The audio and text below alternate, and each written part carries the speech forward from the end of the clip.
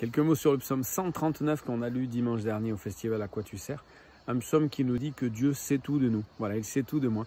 Il sait quand je me lève, quand je m'assieds, quand je dors, quand je marche. Dieu sait tout de nous et il est tout le temps avec nous, en tout cas tout le temps près de nous. Et on pense au prophète Jonas qui essayait de fuir loin de la présence de Dieu. Eh bien, c'est pas possible. Et le texte dit même que si je vais dans le séjour des morts, hein, si j'ai les pieds dans la tombe, eh bien Dieu est là aussi. Et donc il n'y a pas d'endroit où je peux être hors de la présence de Dieu. Ça peut être effrayant pour ceux qui ne veulent pas que Dieu soit là, mais c'est tellement rassurant pour tous les moments où on vit des choses tellement difficiles, on a l'impression que Dieu n'est pas là. Hein. Voilà. Donc c'est un psaume rassurant, mais c'est aussi un psaume qui dit la franchise du croyant devant la méchanceté des êtres humains, notamment de tous ceux qui s'opposent à Dieu. Je les déteste, je les hais d'une haine totale, hein, ceux qui détestent Dieu, ceux qui s'opposent à Dieu.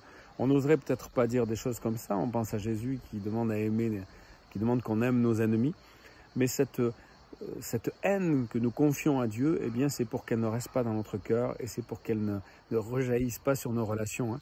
Donc Dieu nous invite, je crois, dans les psaumes, on le voit, à dire notre colère, à dire notre haine, à dire même notre désir de violence.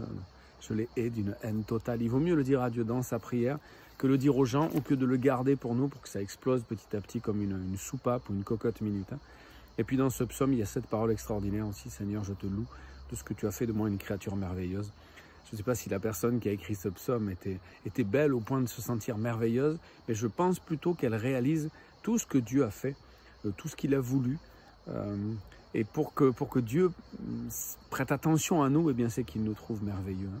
Il y a le péché qui a terni cette image, hein. On est créé à l'image de Dieu, mais on reste des créatures merveilleuses, des créatures aimées par Dieu. On a essayé de parler de ça dans le festival, avec le groupe Héritage, avec le chanteur Gab, le rappeur, avec la chorale Aquarium et avec Ben Morin. On a vécu un beau week-end et on a essayé de rappeler aux enfants comme aux adultes et aux personnes âgées que Dieu nous considère comme des créatures merveilleuses. Il nous a voulu, il nous aime et il veut faire avec nous des choses merveilleuses aussi.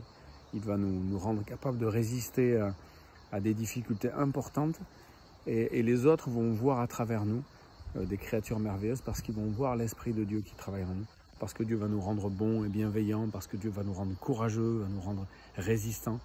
Et tout ça fait de nous, alors que nous ne le sommes pas vraiment sans Dieu, des créatures merveilleuses. Je te loue, Seigneur, de ce que tu as fait de moi, une créature merveilleuse, que cela puisse être le cri de votre cœur, parce que vous comprenez que Dieu sait tout de vous, il connaît tout de vous, vos souffrances, celles que personne ne connaît même, et puis il est tout le temps là, et il veut faire de vous une créature merveilleuse, ou plutôt il veut que vous réalisiez que vous l'êtes à ses yeux, et qu'il peut faire avec vous des choses extraordinaires.